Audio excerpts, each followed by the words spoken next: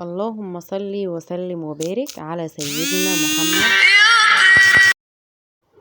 اللهم صل وسلم وبارك على سيدنا محمد عليه الصلاة والسلام. هخزن البامية كده معاكم. طريقة البامية اللي انا هوريها لكم دي بتقعد من السنة للسنة، بيحصلهاش اي حاجة خالص. طالعة من الفريزر تلاقيها خضرة كأنك لسه جايباها من فلاحين. عندي هنا البامية اي كمية طبعا انت جايباها. بغسلها كده الاول، اهم حاجة تتغسل الاول وبعد كده بتتقمع. تمام، انا غسلتها كده معاكم كذا مرة، لازم تتغسل كذا مرة علشان دي هتتشال وهتطلع على الحل على طول، مش هتتغسل تاني، فلازم تكوني شايلاها وهي نظيفة. تمام، بعد ما غسلتها حطيتها في المصفى كويس قوي، وبعد كده هقمعها. لازم الغطا اللي فوق ده ما ينفعش نشيله كده مرة واحدة، لا، عشان البذور اللي جوه ديت لو طلعت ووقعت يعني لو نزلت في الطبيخ بتبقى طبعا مش لطيفة. يعني بصوا زي كده ما نشيلهاش مرة واحدة، لا، نشيلها كده واحنا بنشيل نطلع لفوق نعملها زي سمبوكسة كده. تمام، ونشيل من تحت حتة صغيرة قوي لا تذكر، ما نشيلش حتة كبيرة علشان زي ما قلت لكم البذور البيضة دي لو نزلت من البامية طبعا هتمررها وهتخليها طرية ومش حلوة.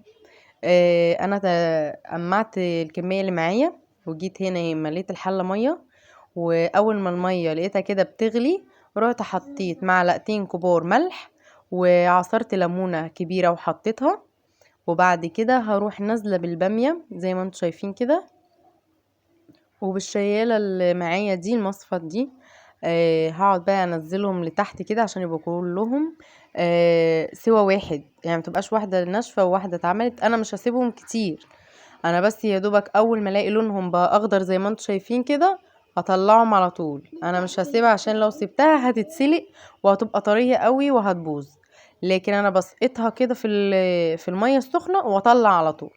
انا كده مش سايباهم هم لا، انا بطلع وبحط غيرهم. تمام، اول ما الاقي اللون اخضر زي ما انتم شايفين كده بروح مطلعها على طول.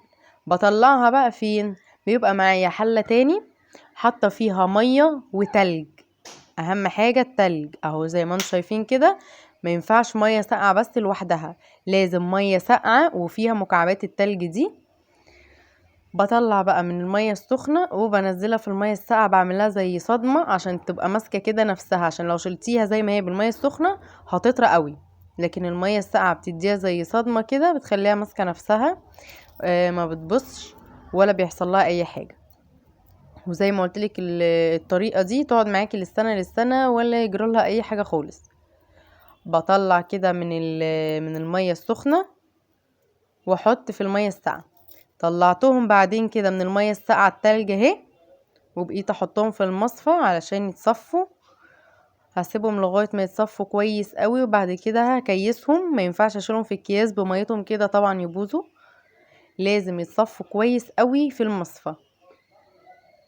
اي مصفى عندك بلاستيك ستانلس اي مصفى، بس اهم حاجه يتصفوا كويس قوي. اهو كده خلاص. هشيلهم بقى في الكياس زي ما انتم شايفين كده، لازم الكيس نطلع منه الهواء. وجربوا